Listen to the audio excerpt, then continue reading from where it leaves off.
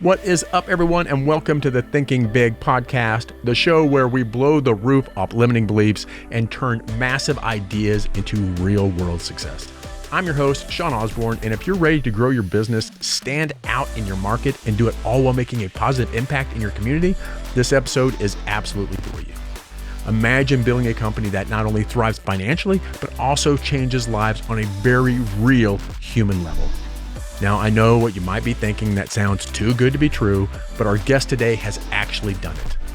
Gina Schaefer is a force to be reckoned with in the hardware industry. She is the founder of a chain of Ace hardware stores in Washington, D.C., and the author of Recovery Hardware, a fantastic book.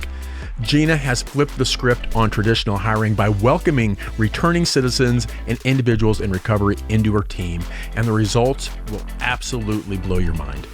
From opening her first store in a neighborhood once destroyed by riots to growing it into a thriving network of community-driven enterprises, Gina's story is packed with lessons on leadership, culture building, and second chances, something that is near and dear to me.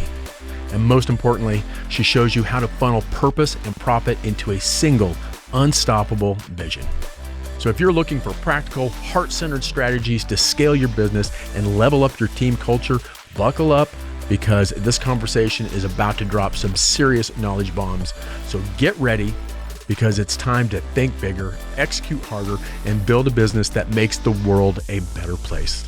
Let's dive right in with Gina Schaefer right here on the Thinking Big podcast. Welcome to the Thinking Big podcast with Sean Osborne, the show helping you think bigger into your life and potential. Sean believes by equipping you with the tools, strategies, and philosophies required to be successful in all aspects of your life, you can achieve anything you believe in. Empowering our own growth makes a deeply positive and lasting impact on our lives, community, and our world.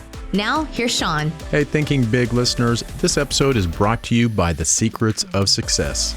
This community is designed for individuals who seek more than just fleeting motivation and are ready to actively pursue their goals with certainty without sacrificing fulfillment. If you are not just content with liking motivational content, but are committed to becoming the change you wish to see in this world, it offers a blend of historical wisdom, practical application, and a supportive community for personal and professional growth. Just click on the link in the show notes to get more information. Well, Thinking Big, we have a very special guest today, and I want to welcome Gina Schaefer to the show.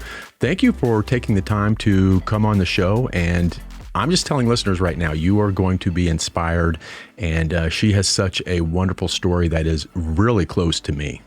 So thank you for coming on the show. Thanks for having me, Sean. I look forward to it. Yeah. So we met, it's probably been a year and a half ago, almost 2 years ago then, maybe. Yeah.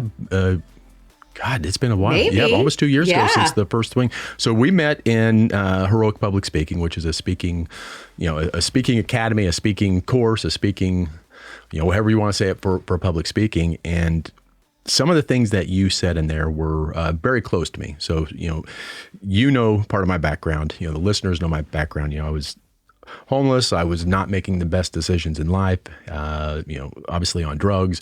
And part of your story is you actually help people that are struggling in ways that not many people do. So that story truly hit me that, okay, I really want you, on the show. I want to, do work with you, because what you do or what you've done is so different than how most people run businesses, most people do things. And it's just such a breath of fresh air of how you do things. So again, thank you so much for coming on.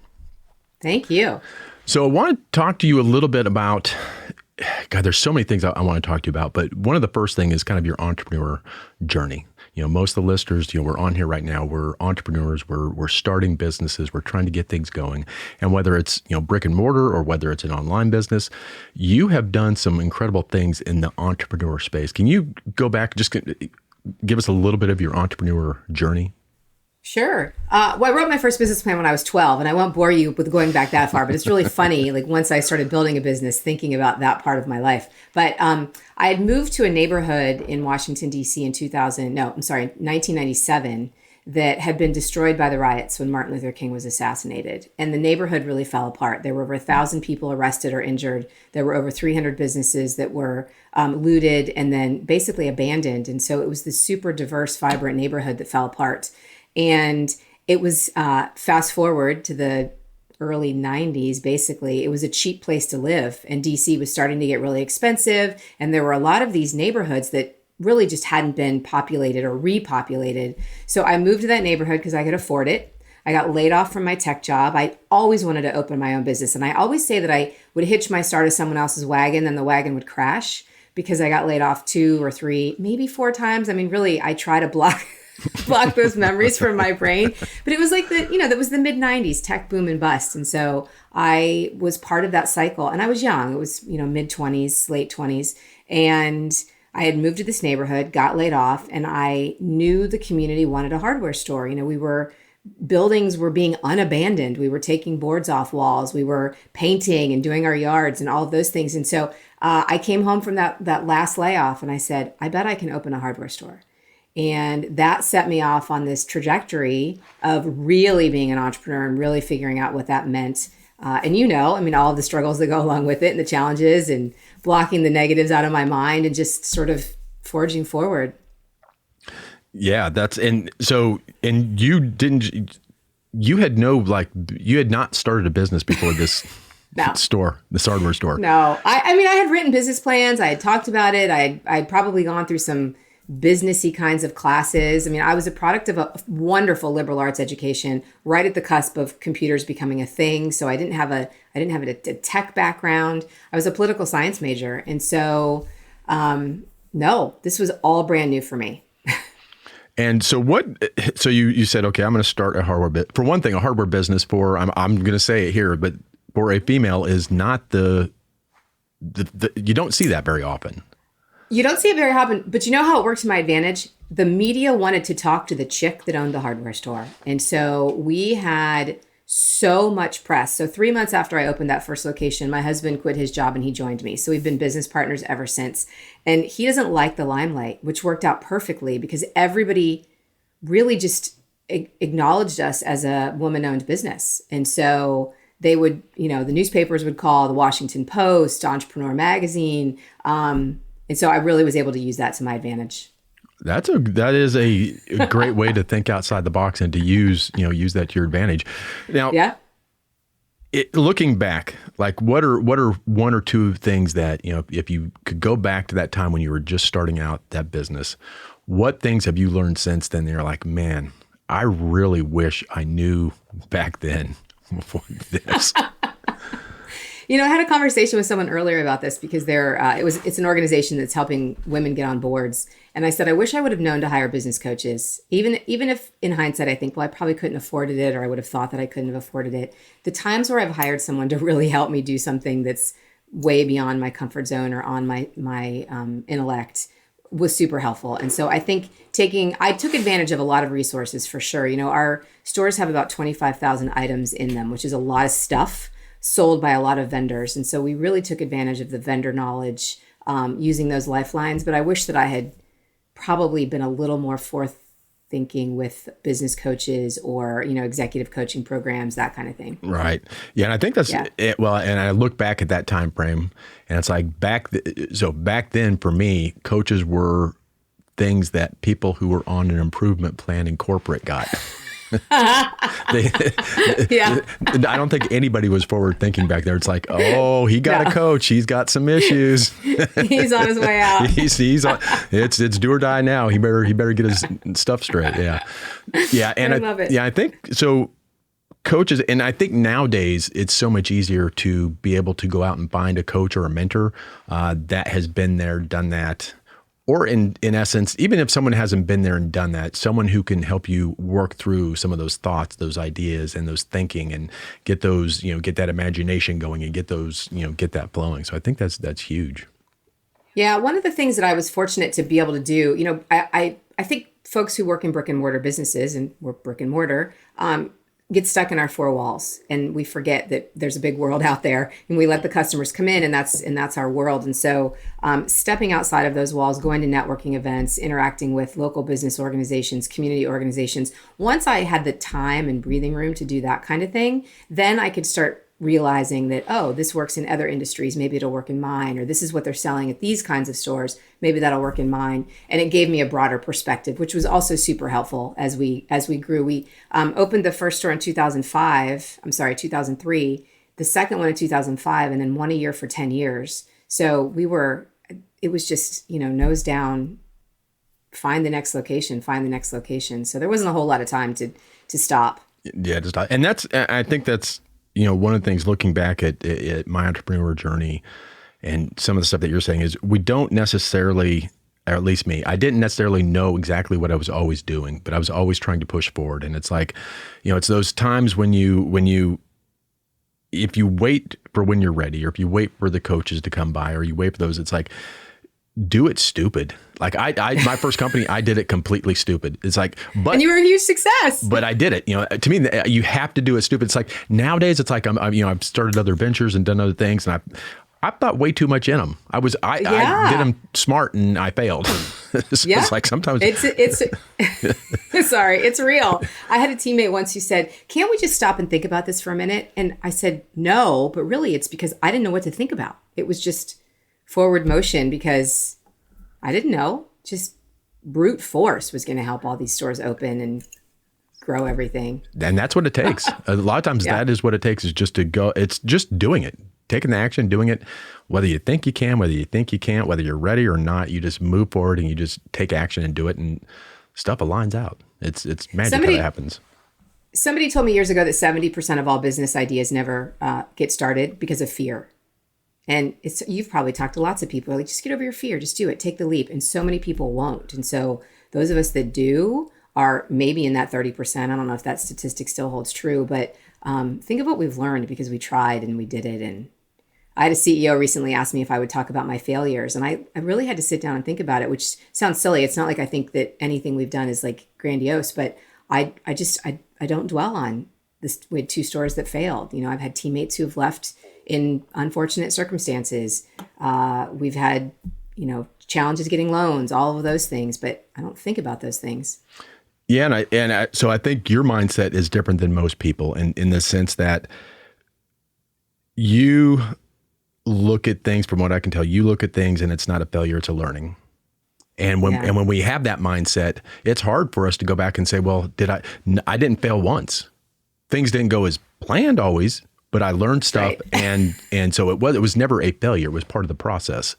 Correct. And it's one of the things that gets me is when I'm talking with people and they start getting on successful people that have failed. It's like, look at them, they failed. I'm like, yeah, because they did something.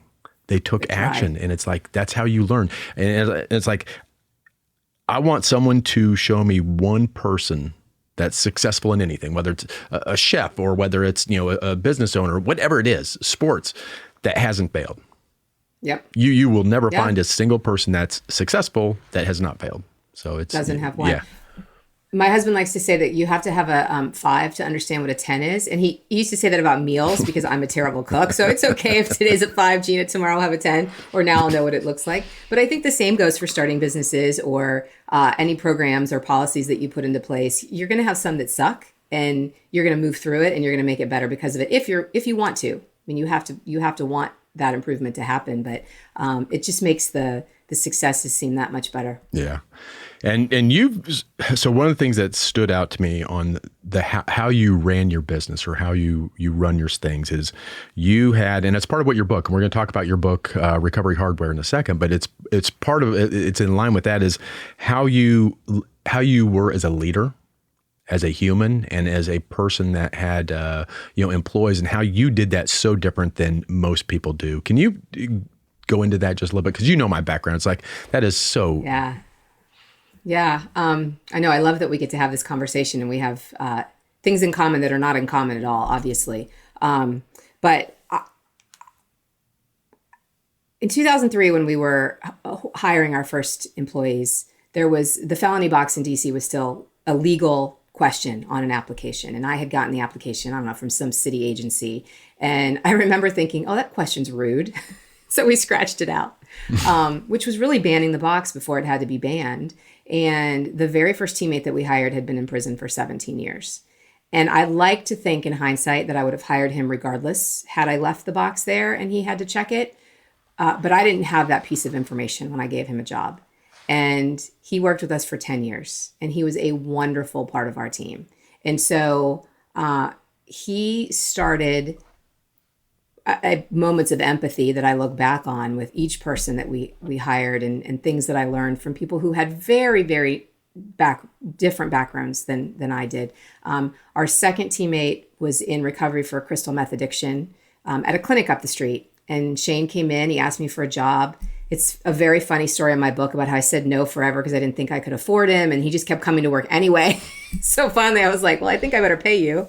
But again, like he was very fragile in his recovery process and the support of having a job to come to. He likes to say to me, which I think is very flattering, that I was good at nurturing, not coddling.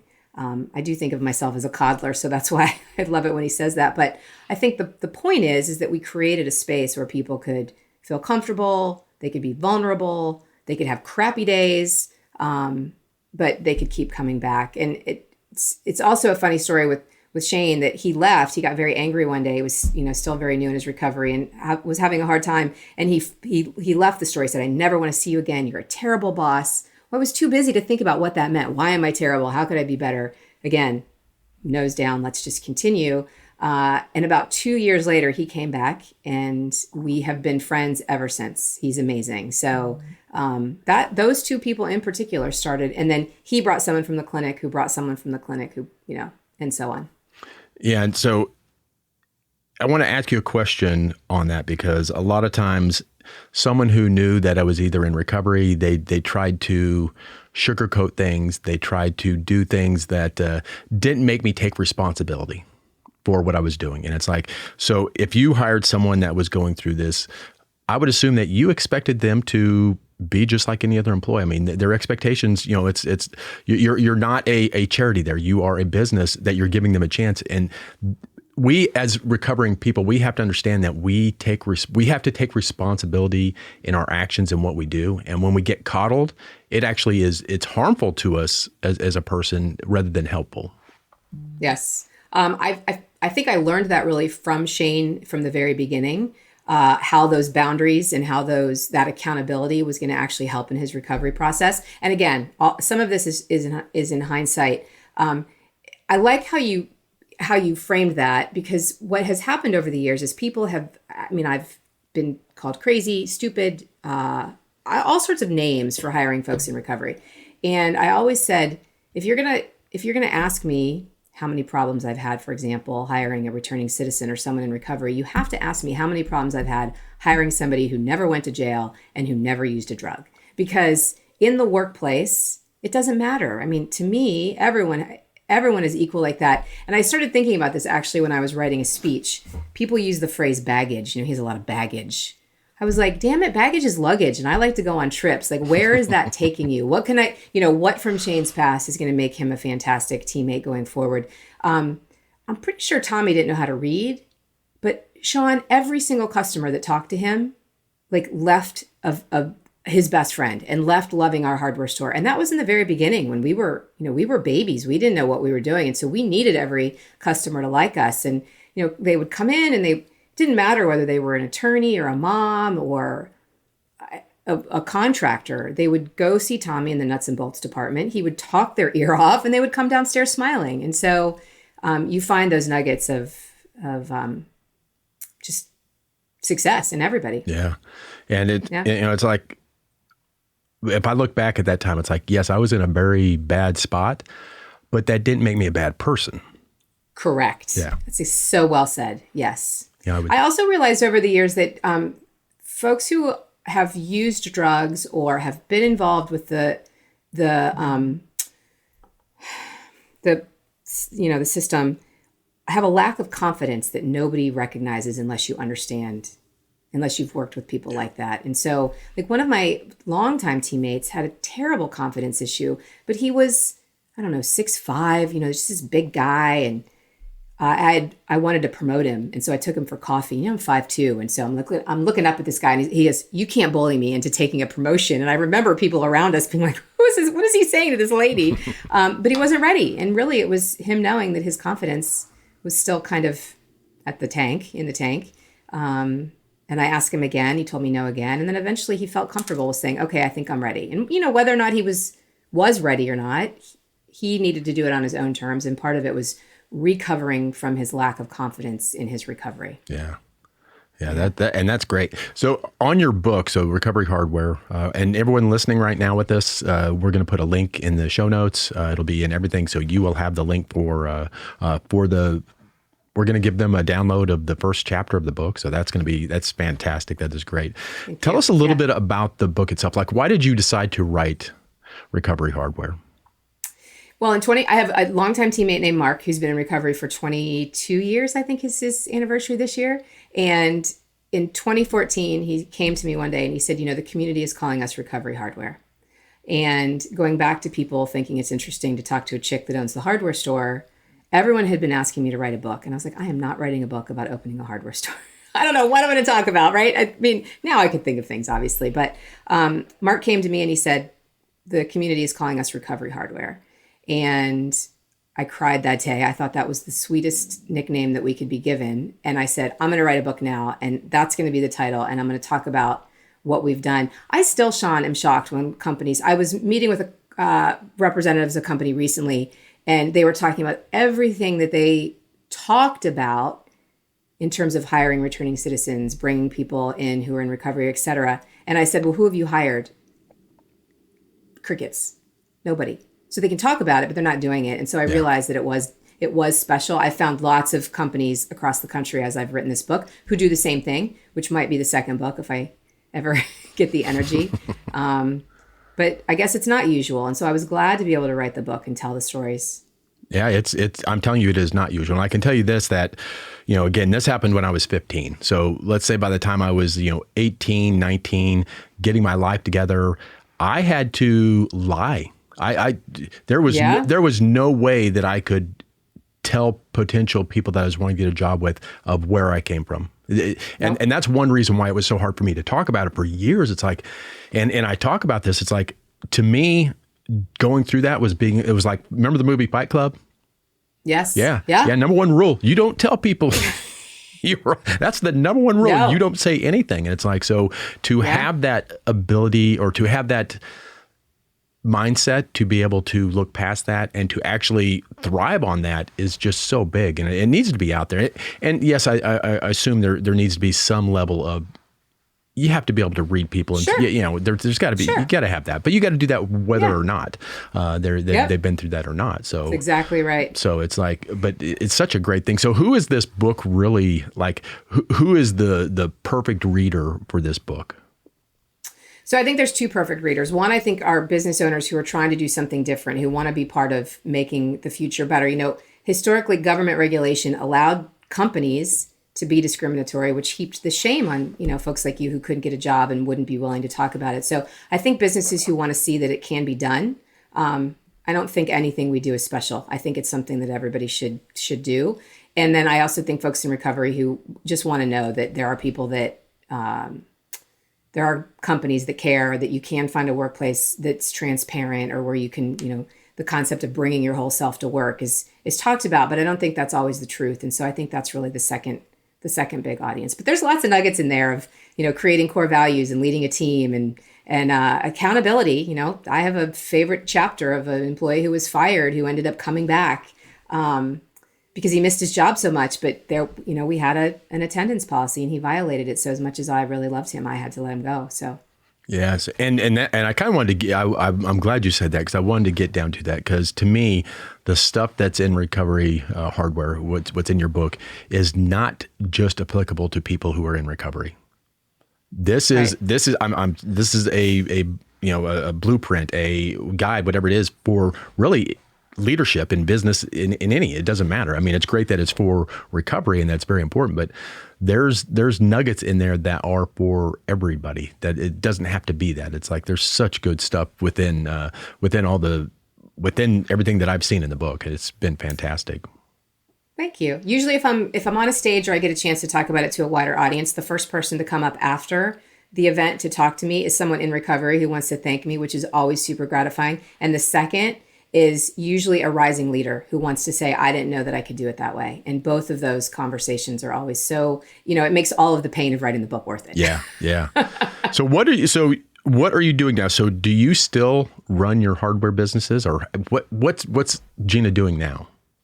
So 2 years ago, my husband and I started selling our business to our team through what's called an ESOP, an employee stock ownership program. So we've sold 30% to the team so far, and I stepped down as CEO. So he's still the CFO. I'm building a speaking career, causing havoc wherever I can, telling these stories with as many opportunities as I can. And then we will probably officially transition to 100% ESOP at probably 7 years, 5 to 7 years, I hope.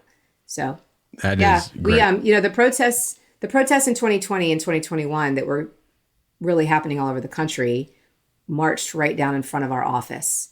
And that was really the kick in the pants for us to figure out what we could do to be part of the solution that all the protesters wanted. And the things that people were marching about was generational wealth and, equity. And we had an opportunity as a small business to do just a little bit. So my cashiers can say they're owners now, which is really cool. Oh, that is fantastic. And there's not a lot of companies that are doing that.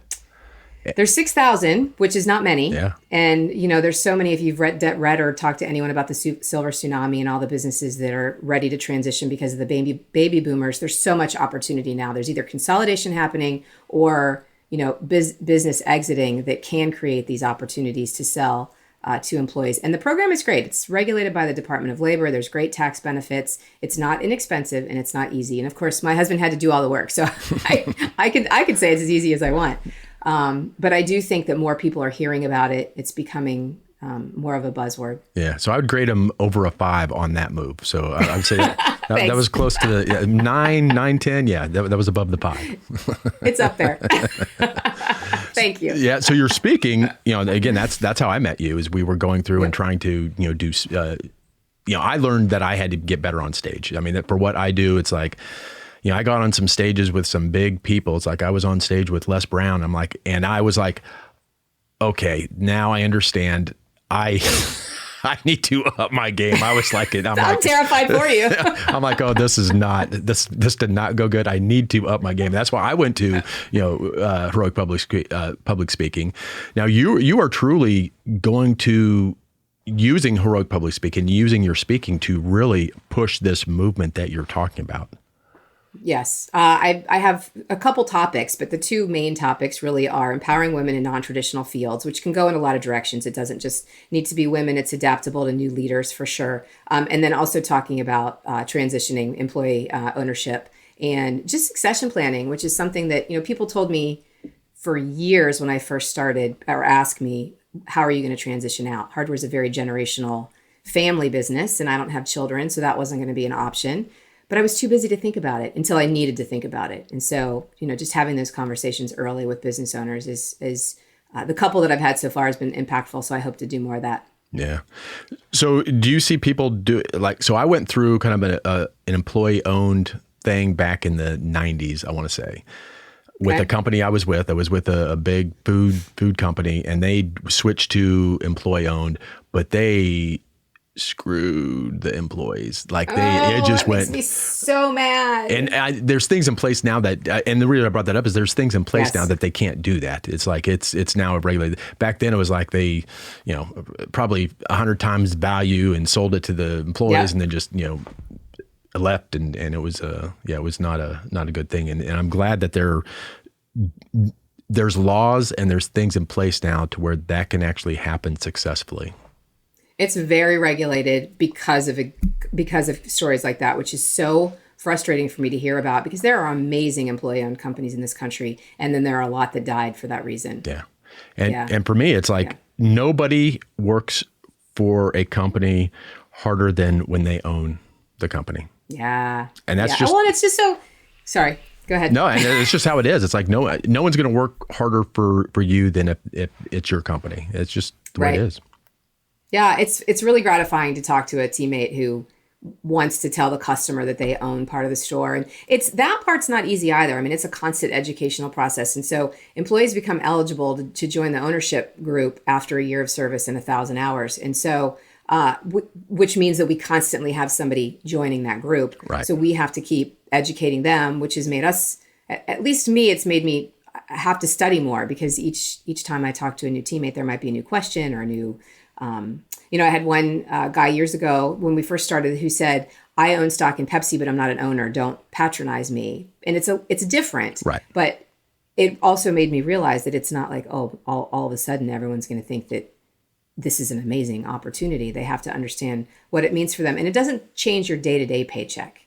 And so for folks who are working in the city, particularly in retail jobs, it's not going to change that. It's going to change how you retire from that job. And so hopefully that makes our jobs feel and look and become more professionalized with a longer runway for that generational wealth. Yeah. And do you think, so if companies that are looking to do that, do you think that is also a good mechanism to have really good retention in your employees?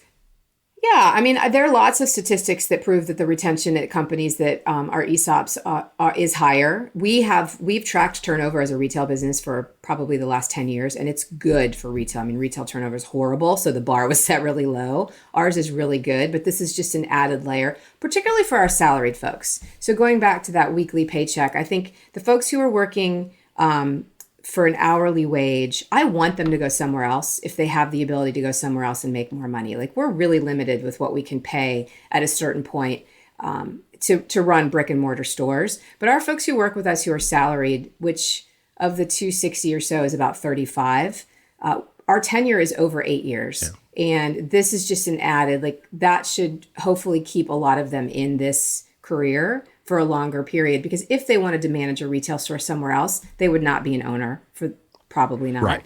And would have a lot. Our team has a lot of autonomy, and I've heard from other retailers that would not provide as much autonomy. So, yeah, well, I think that is a great business model and a great, just a great way for leadership. I think, again, I don't think many people have the leadership skill that you have. In the way that you can get people, you can retain people. So so everyone that's listening, go get a copy of the book, because I'm telling you, it's not just about recovery. And that's a great story, and there's great things in there, but it is a good business I think it's a good business book. I mean, it's so I think there's a lot to be learned within the book itself outside of the recovery itself. But Sean, I think of people like you as non-traditional teachers. And so if, like Mike, who's in the book, who was formerly homeless, I learned so much from him. But no one would expect you to learn leadership skills necessarily from somebody who slept on a park bench for years. Right. And that's really what I wanted to convey in the book, that we can learn from everyone. We can become, I mean, they all made me a better person for sure, but definitely at least thinking about how we lead and run the company. So much of that came from non-traditional teachers. Yeah. Yeah. And it's, I learned more on the street and more coming up. I think I learned more going through what I did than going through a 4-year college. I totally agree. I'm sure you did. Yeah, I would not be where I am today if I had not gone through that, if I didn't have that resiliency, if I didn't have that, but again, it didn't happen until the day I took 100% responsibility in my life. Yeah. And once that happened. And it worked. Yeah. And you made it work for you, which is really the important part there. Yeah. Yeah. I read this really great book the other day about a gentleman who had spent some time in prison, and he said,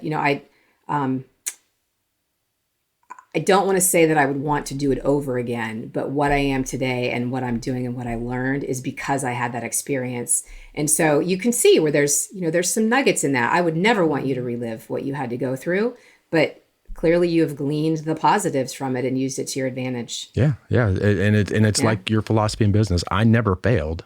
I was just, I was learning. That's all it was. It was just a learning journey. And it's the journey, it's the learning I had to go through. And again, I wouldn't have it any other way either. It's like, and what's funny is I look back at then, and of course I was so poor I couldn't pay attention. Like the food was scarce, but I was happy still. So it's like, I still didn't, again, I think I was too stupid to fail back then. Just like in business, like I didn't know I wasn't supposed to be like that. It's like, this is how life is. And I'm enjoying it. It's like, hey, it's, stuff happens and it's not exactly the way I planned, but hey, I went through it stupid and came out, Do it stupid. I used to say I was stupid. Somebody finally said, just say you were naive, Gina, because I used to say I was stupid too. And I was like, all right, maybe I was really really naive. I was so naive, I couldn't. Well, and, despite your circumstances, you had a very positive attitude and, youth, there's some expression about something's wasted on the youth. Anyway, we don't know what we don't know, and we're too young and dumb to be upset about it. So it works. I think we're built that way for a reason. I think so too. It's part of our built-in DNA. Yes. Well, I want to thank you so much for taking the time to come on with us. I'm going to have you on again because especially when the second book comes out. When is that coming out? We'll talk about that another time. Yes, we will. Oh, but Gina, thank you so much for coming on. And again, listeners, go to the show notes. We're going to have the link to the book. We'll have links to contact Gina, and best of luck on that. And I can't wait to see some of your new speaking gigs. Big stages. What is your dream stage? Like who is your dream audience? Like if you look at 2 years from now and you want to be on a stage, what does that stage look like? I've defined this a bunch of different ways, so I'm not sure if I can be super articulate. I really want to speak internationally because I love to travel. And so I just feel like it's a good way to combine my love of going to new places. And so for sure. And the bigger, the better. Like I really like really big audiences. I love Q&A in smaller groups, but I want, stages over 1,000 and I want to be able to travel to do it. And I have a potential opportunity in Ireland in the spring. And so it would be my first real international experience. And so we'll see. And I think audience members, I really like talking to business owners. I really think, the entrepreneurial spirit is just, I get so much energy from it, which you need if you're not surrounded by people all day. And so, yeah. Well, I look forward to seeing some of those stages. Thank you so much. It's been such a great time in the last year and a half getting to know you. Now, like when I first went into HPS, I still have huge limiting beliefs, even though I've done many things. It's like I was the shy one in the corner. I did not want to get up on stage. I paid a lot of money to get on stage and still did not get on stage. So it's like. But it was a huge learning thing. So, you probably noticed that I was very quiet. I did. And it's so once your story came out a little bit more, a little bit of it might've made sense, but I'm going to give you a little known secret. And this is my own insecurities. Everybody who's taller than me, I think is automatically more confident. And you are a tall man and I am a short woman. So I'm like, oh, he's got this. He's probably already a pro. He's making thousands of dollars speaking. And you're like, oh no, I'm not. And then, the conversation we had about why you really wanted the scale was different too, because I started that class thinking everybody in the class wanted to be on big stages. And so it was cool to see what everybody wanted to use it for. Yeah. It was such a good, diverse mix of people, both from what they wanted, what their goals were, just a completely different way of looking at things. I'm still in touch with so many of you. And so it's a good support network too. Yeah. Especially for speaking, Yeah. All right. Well, again, thank you so much. And I look forward to talking with you again in the future. Thank you, Sean.